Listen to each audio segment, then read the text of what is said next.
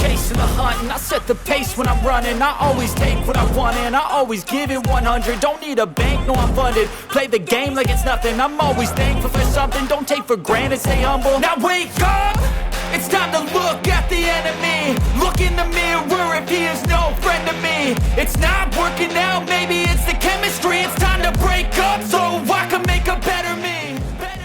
Olá a todos e sejam bem-vindos a mais um episódio do canal Dividendos. A primeira semana do ano já lá vai, já estamos todos de volta ao trabalho e está na altura de fazer uma avaliação de como correu o ano 2022 e definir objetivos para este 2023. Neste episódio vamos ver não só o estado do portfólio e os dividendos recebidos no ano passado, mas também, ou não fosse eu um apologista da transparência, ver os resultados das redes sociais como o Patreon, o YouTube ou afiliações como a Trading 212 ou a Ledger. Vamos comparar o portfólio com as projeções que tenho e tentar também uma análise ao que podemos esperar do S&P 500 e do Bitcoin para 2023. Assim que vamos a isso. Olhando para o panorama de investimento geral, o cenário foi problemático. De todos os ativos normalmente utilizados, apenas uma classe superou a inflação. Os mercados americanos, o europeu, de países emergentes, as obrigações a 10 anos estadunidenses, todos apresentaram perdas. O ouro ficou à justa e o grande vencedor do ano foi a classe das matérias-primas, o que é normal num ambiente inflacionista. Estamos a falar de cereais, gás natural, petróleo e quem diria até o sumo de laranja. Impressionante. Até mesmo nos mercados de criptoativos o panorama não foi muito diferente. Vimos Bitcoin, Ethereum, Polkadot, Cardano, que são alguns dos projetos mais conhecidos, a perderem entre 60% a mais de 80% do seu valor. E depois desta entrada a pé juntos, olhemos para o portfólio. Ora bem, o portfólio de investimento fechou a rondar os $44 mil,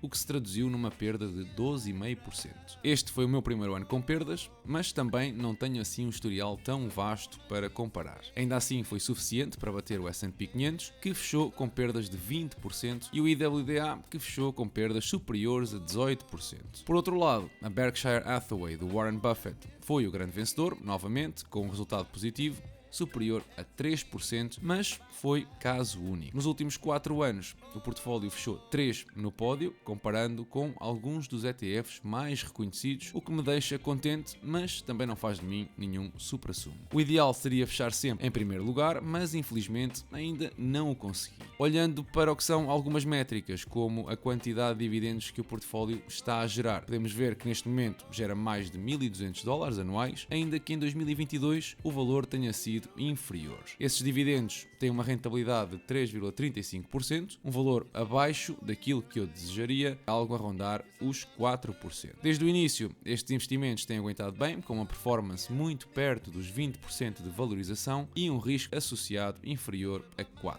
Olhando para os dividendos recebidos, este foi um ano que atingiu os $960, ficou aquém das minhas expectativas de superar os 1.000, mas que ainda assim é um valor que cresceu 30% face a 2021. Olhando para as projeções a longo prazo, apesar da rentabilidade dos dividendos superar ligeiramente as projeções, o mesmo não aconteceu com a valorização do portfólio. É verdade que 15% ao ano é uma expectativa muito exigente e o portfólio, com o valor atual de $44 mil, ficou atrás dos 48 mil projetados. Também podemos observar que, em relação ao plano, era suposto ter investido apenas $32 mil e atualmente está próximo dos 36 mil, o que contribui para suavizar a diferença da projeção. Para 2023, a projeção espera uma valorização de $62 mil, o que representa um crescimento de 43% face ao valor atual, algo que eu antevejo como virtualmente impossível. Agora vamos lá perceber os rendimentos que o canal tem gerado através de outras fontes, como por exemplo o Patreon. Para quem não sabe, o Patreon é uma plataforma onde podem apoiar o canal através de uma contribuição mensal e que vos dá um conjunto de benefícios como acesso a um fórum no Discord, onde partilhamos e discutimos ideias diariamente, ou acesso a análises exclusivas de algumas empresas. Eu depois vou deixar um link na descrição, onde podes investigar um pouco melhor como funciona funciona e quem sabe juntar-te a nós. Desde o início do Patreon,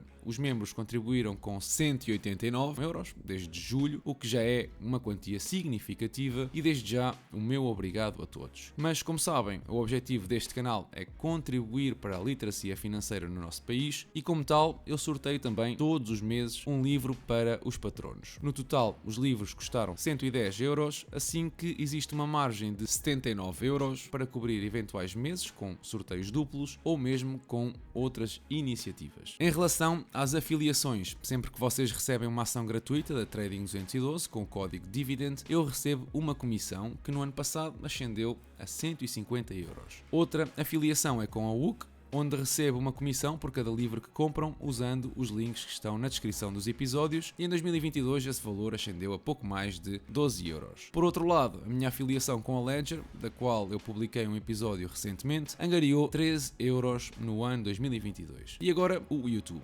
O canal qualificou-se para a monetização no dia 24 de outubro e nesse período até 31 de dezembro consegui praticamente 29 euros de receita. Antes de passarmos às minhas contas de benefícios ou prejuízos, quero dizer-vos que muitas destas afiliações têm restrições de pagamento e que apesar de estar a contabilizar aqui as receitas, posso nunca ter acesso às mesmas. Por exemplo, a Ledger só efetua pagamentos quando atingir os 50 euros de comissões. Se tiver lá 45 euros, não vou receber qualquer valor. O mesmo para a UC, que limita o pagamento de comissões aos 300 euros. Menos do que isso também não paga nada a ninguém. O YouTube é mais modesto e o mínimo é de 70 euros para efetuar um pagamento e eu digo-vos isto porque nem todos têm a noção de que para receber as comissões muitas vezes é uma dor de cabeça. Ok, então olhando para o resultado desta aventura de criação de conteúdo e sabendo que gastei algum dinheiro com o microfone, com um software de edição de vídeo e um plano a longo prazo, a minha despesa total até aos dias de hoje é de 384 euros. Obviamente que não contabilizo aqui as horas que perco a preparar os episódios ou a editar os mesmos, mas ainda assim é um valor considerável. Para o lucro, considero o valor do Patreon, da Trading 212 e do YouTube. Os restantes são afiliações das quais muito dificilmente conseguirei retirar algum valor e, portanto, não faz sentido considerar por agora. No total, estou a perder 127 euros, o que não é muito preocupante, já que o canal tem apenas 2 anos e muitos destes projetos pouco mais de 6 meses, mas mostra que o vosso apoio é vital para a continuidade do mesmo.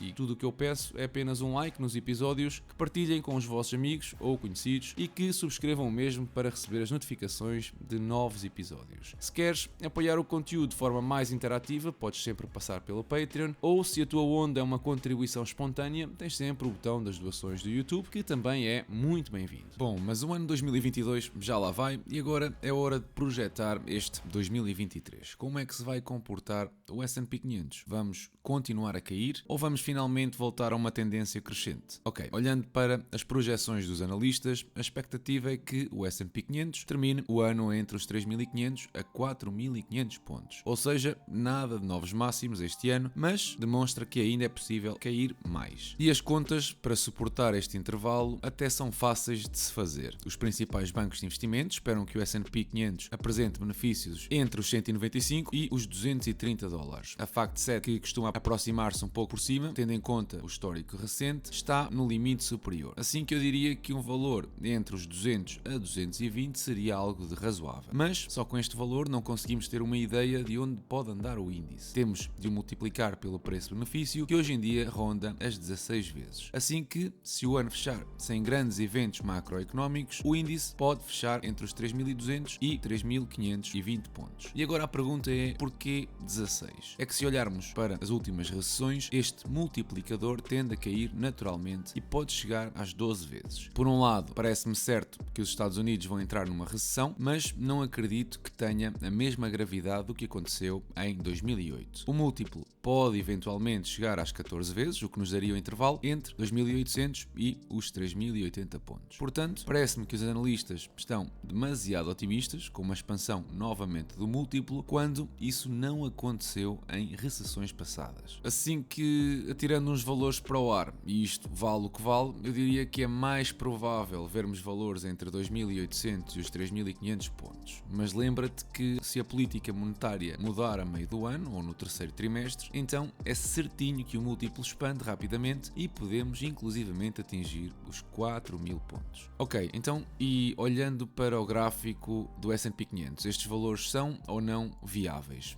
Bem, a zona entre os 3.200 e os 3.500 pontos parece-me um suporte bastante forte e por isso alcançável. Os 2.800 pontos representariam uma queda de 41% face aos máximos, o que significa que ainda só iríamos a meio. O RSI diz-nos que já não entramos numa zona de sobrevenda desde 2008 e que a atingir os tais 2.800 pontos seguramente entramos nessa zona, o que seria uma excelente oportunidade para investir. E no curto prazo, nas próximas semanas ou par de meses, o que é que podemos esperar do índice norte-americano? Bom, para já não me parecem existir sinais de recuperação. O ADX indica uma ausência de força na tendência que demonstra, na melhor das hipóteses, uma lateralização do preço durante semanas. Mas, como vão sair já no próximo dia 12 de janeiro os valores da inflação nos Estados Unidos, podem, na eventualidade de alguma surpresa, agitar os mercados para qualquer direção. Ok, e em relação a Bitcoin? Bom, Bitcoin desde a minha última análise não mudou absolutamente nada, continua à volta dos 16.000 dólares e eu continuo a achar que é possível atingir a zona dos 13.000, especialmente porque os contágios da queda da FTX ainda não se desenvolveram totalmente e nos próximos meses podemos ter mais alguma entidade a contribuir para uma nova quebra de confiança neste tipo de ativos. Ainda assim, a minha expectativa é otimista. O indicador de Squeeze Momentum diz-nos que podemos estar brevemente a virar para uma tendência positiva com